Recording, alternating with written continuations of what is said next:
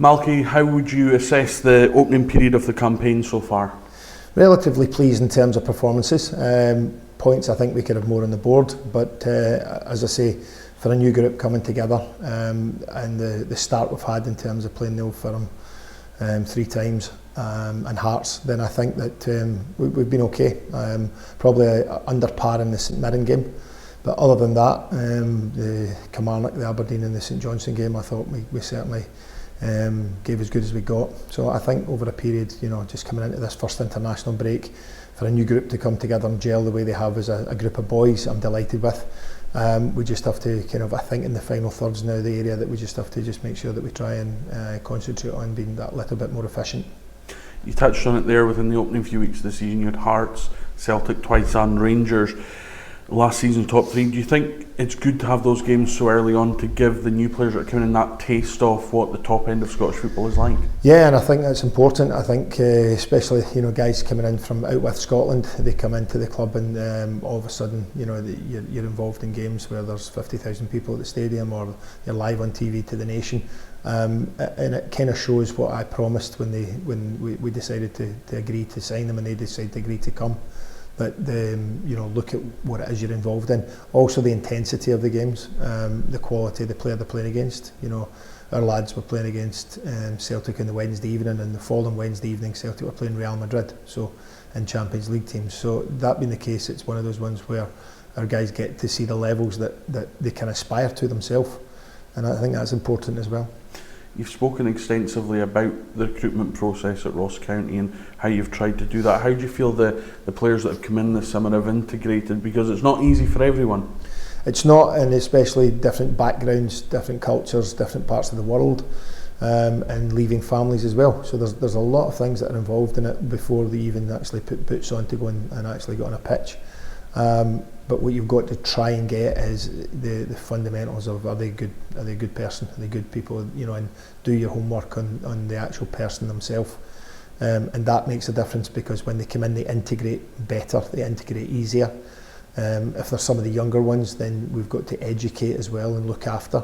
And that's the whole part of the task that I give the staff, is to make sure that holistically we look after the boys in all manners, that we keep an eye on them, we help where we can to make sure that life here is comfortable, and that all they need to do is then concentrate on being a good footballer.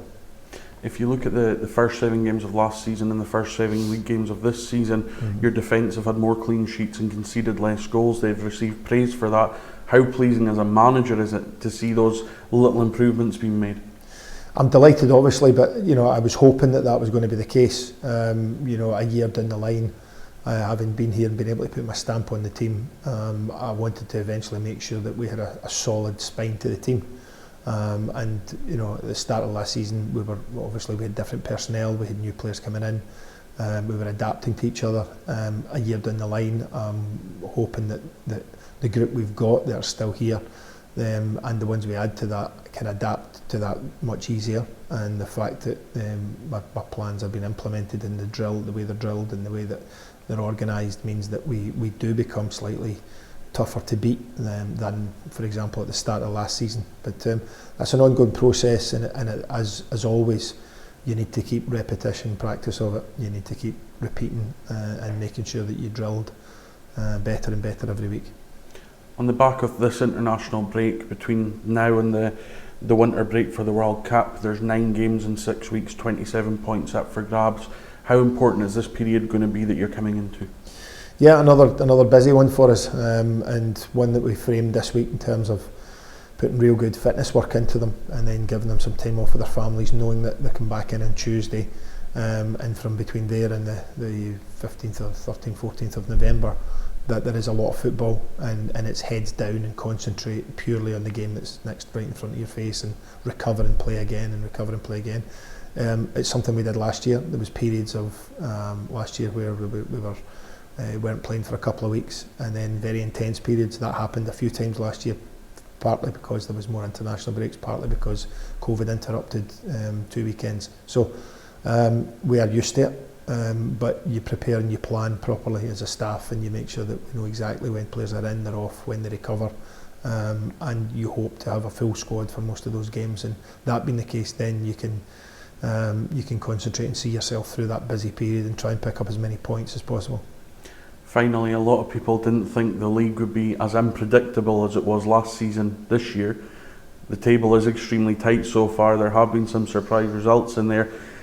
For Scottish football as a whole, how exciting is this league to be in right now? Because last year we saw how tight it was. This year looks like it's going to be exactly the same, if not more exciting. I think it's probably become even stronger. People said last year was the strongest league there's been in years.